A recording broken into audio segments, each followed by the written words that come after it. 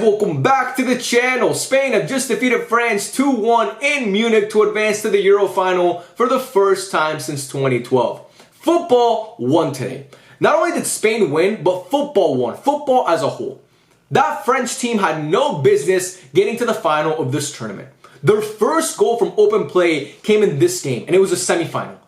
They've been fucking terrible. They've been mediocre at best in this tournament and terrible at worst. They had no business getting to the final. I'm so happy they got knocked out. And Spain were the better team today, and they've been the better team throughout this whole tournament. Since the first game against Croatia, Spain has shown levels to every other team, to every other nation at this tournament. And the only other nation that was like kind of close to them when it came to like quality was Germany, and they already knocked them out in the quarterfinals. So I'm so glad that Spain went through because they deserved it. Not just today, but throughout the whole tournament, they've been so good. One team plays a beautiful and exciting and just great brand of football, and the other team plays some of the most boring and disgusting football I've ever seen in my life, despite having arguably the best squad at this whole tournament. So I'm so glad that Spain went through. I wanted to say that first of all because France had no business getting to the final, and if football's fair, tomorrow England will get knocked out as well. If football is fair. But anyway, we're talking about this game today. I'm not gonna lie, guys. When Kounde scored that goal in the first half, I shat my pants because I saw Mbappe get an assist and I thought he was finally gonna wake up in this tournament, which he didn't, by the way. And I was like, okay, France are gonna go back to the same old France. They're kind of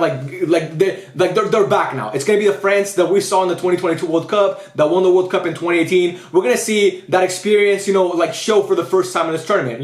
That pedigree, that winning pedigree that France have obviously had since the Champs has been there, being arguably the most successful national team in the world. And we didn't see that today because even after that first goal, Spain just kept putting on the pressure and putting on the pressure, and they were just a better team in my opinion.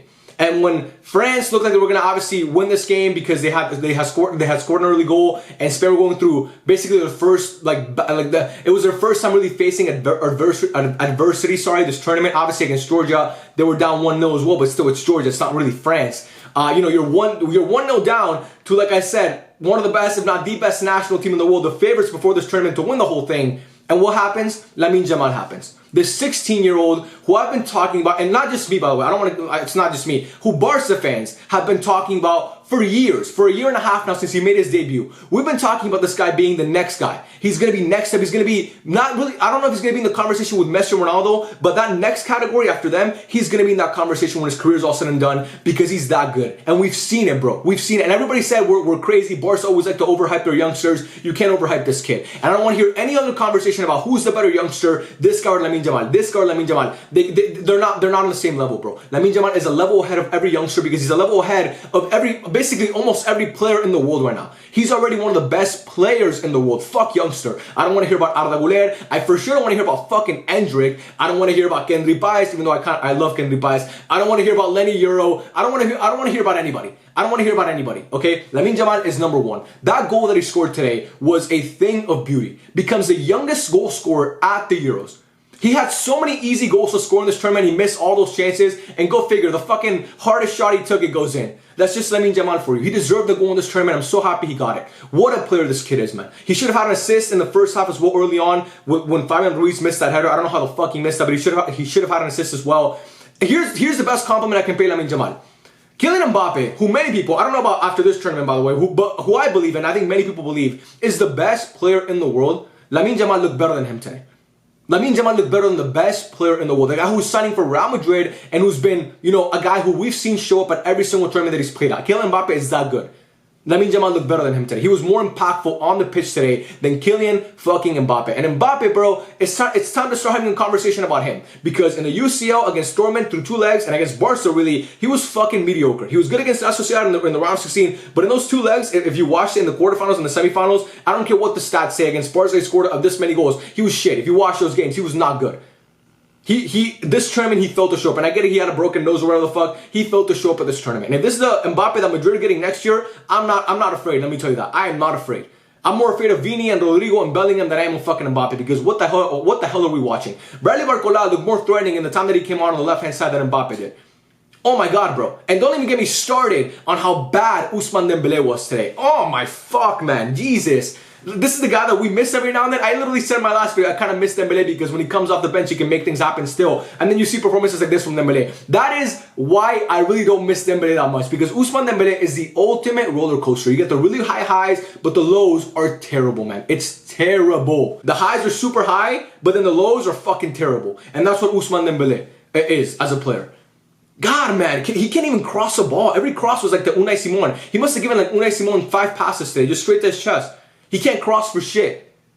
And that France midfield, I mean, in that first, Spain were just dominating that midfield in the first half. They were creating all the chances because they were dominating that midfield, because you either had Lamine or Dani Olmo drop deep and obviously create have that superior, like they had 4 against 3 in the midfield against France. So obviously they were just better. They were dominating that France midfield of Rabiot, Tchouaméni, and Kounde. In the year 2024, you're starting that midfield. No, don't get me wrong. Tchouaméni's a great player, one of the best 6s in the world. Kounde is still really good, and he proved it at this tournament. But Rabiot and Kounde and Tchouaméni, you have no creativity there. But again, even when Camavinga and Griezmann came on, most notably Griezmann, didn't really make a difference, bro. But again, I think they came on far too late. I don't know what the thinking was with the Shams, with this team, but again, that midfield was just not good. And Spain, especially in that first half, were just suffocating and dominating that French midfield because they had an extra player every single time. And we saw it, man. And then Dani Olmo scores that goal as well, which they were like, it was given as a Kounde own goal, but then it was given as obviously a Dani Olmo goal. And I'm happy that Kounde didn't get that own goal, because Jules Kounde, man, he's the only player on that French team that I obviously like, because he's the only Barca player. And I would have been happy if France went through for Kounde. That's just because of Kounde, because obviously he's a Barca player, and I'm always going to root for the Barca boys. But dude, today he made Nico Williams look as bad as he's looked this whole tournament. As bad as he's looked. Hopefully future teammates, by the way, Nico Williams and Jules Kounde. Hopefully we see that in Barca practice next year. But dude, people were saying that Kounde was bad. Dude, Kounde was working, like he was doing his job and then also Dembele's job. And like I said, he neutralized Nico Williams in my opinion. I don't think Nico was that bad, but like I said, it's the worst game that he's played this whole tournament, because Kounde is that good, matching him for pace. Nico nutmegged them one time in the second half, and then Kounde recovered and got the ball back. Kounde is fantastic, bro. I want to thank Xavi personally, even though he's not watching this video because he probably fucking hates me. I want to thank Xavi personally, because he's the one that actually moved Kounde to right back. And we're seeing that this guy, look, Kounde before he ever moved to right back, he was one of the best center backs in the world. But now right back, there's nobody like him at right back. He, like Barca are set at right back. He's the best defensive fullback in the world, in my opinion. Nuno Mendes is in that conversation as well. But Kounde is just, he's insane. And we saw it today. We saw it today. What a player he is. And yeah, man, I just wanted to say that. And then the second half, obviously, like France had most of the had a lot of chances, because Spain were just kind of giving up the ball, which I thought was risky at first. I didn't want Spain just to like give them the ball, because with a team like France, when you have that much quality, they're gonna find a way at some point to score a goal, because they're just that good. And again, when Barcola came in, he was creating a lot of chances. But and Mbappe missed a clear chance, by the way, where he cut it on his right foot, had basically not a wide open net, but he just had Unai Simon to beat basically, and Mbappe usually converts those chances, and he scattered over the bar to like the 15th row. But then again, Mbappe just wasn't himself this tournament. He hasn't been himself for the past couple months. Maybe the Madrid move got to his head. I don't know what's happening with him. But again, if this is the guy that Real Madrid are getting next year, I mean, that's just not gonna cut it, bro, because that's not the Mbappe that we all know. What happened to the takeover guy? What happened to the guy who can just put a team on his back? What happened to the guy that we saw in the 2022 World Cup final? You know, what happened to that guy? Where was he this tournament? And again, he wasn't terrible, bro. He was still dribbling past people and just doing Mbappe things, but it just seemed like he was out of it, bro. And France as a whole, like I said, those last 10 minutes, they seemed like they were up in the game. Like they weren't even chasing the ball. They had no intensity. It seemed like France gave up today. It just seemed like France gave up today, in my opinion. And yeah, again, they had no business making this final of this tournament, because Spain, like I said, have been the better team. I want to shout out Cucurella. I want to shout out Fabian Ruiz. I want to shout out Rodri, who have been amazing throughout this whole tournament. Alvaro Morata, I don't know, bro. I really don't know what he's falling on the floor with every time they touch him, like just like fucking putting his head up in the air and crying. He's dropping into like the midfield, and I don't know, bro. I don't know about Alvaro Morata. Honestly, I'm just not a fan of him. I'm not a fan of Morata. I haven't been a fan of Morata throughout his whole career. I think he's a little bit overrated by some people, but I just don't like watching him on this team. He looks like the weak link on this team. And I think Dani Olmo, bro, I've shouted him a lot since Barca have been rumored to him. Obviously, Barca have been linked to Olmo, and I've been saying I don't want him because he's always injured. When he's healthy, bro, I mean, that's another goal today. He scored a goal in the semifinal, in the quarterfinals against, obviously, against Germany. Scores a goal today. Dude's a baller, man. He's definitely a baller. He's a really good player. He's playing his preferred position, which is like that kind of number 10 role, and he looked really good today. And yeah, Laporte, what a game. Jesus, man. Oh my God. His ability to play from the back is so good, bro. He's so composed on the ball. Just watching him spray that ball around, it's amazing to watch. Nacho came in, had a good performance in my opinion. Jesus Navas actually took the ball away from Mbappe in that first half, which I thought was fucking crazy. When I first saw that when Mbappe first like kind of sent that cross, like when that first goal happened, that Mbappe was on that wing and Jesus Navas was covering him, and obviously the goal happened, I was like, okay, they're fucked. But he actually kind of held his own in my opinion. I thought he had a decent game, not a great game, but a decent game. But yeah, man, this team, Spain have just been better throughout the tournament. Lamine Yamal, take a bow, man. What a talent he is, bro. What a talent he is. I tweeted this out when the goal happened. He's a top 3 winger in the world, and it's not a debate. I should have said he's a top 10 or top 5 player in the world, because what this kid does, it's second to none, man. His ability to play make, and now that shot, oh my God, bro. He had Spain's only shot in the second half as well that just went wide of the post. It's crazy to watch, bro. I'm so blessed that I can call myself a Barca fan and I can say that Lamine Yamal is a Barca player, because watching him play and knowing that, you know, every rival fan is jealous that we have Lamine Yamal. We have Lamine Yamal and you don't. I mean, you could say we have the UCL, we have this trophy, we have that trophy. We have Lamine Yamal and you don't have Lamine Yamal. And that's all I got to say. We have a 16-year-old who's going to probably be the player of the tournament at the Euros if Spain win the whole thing. I mean, he shows that the moment's never too big for him. It could be in a UCL match, which he's done it in the UCL, obviously with Barca this year, or it could be in a Euro semifinal in Munich, bro. And that stadium, and the Allianz Arena in Munich. You know how many great performances that stadium has seen? How many great players have gone to that stadium and put on a fucking show? Neymar in 2015 in the UCL semifinal.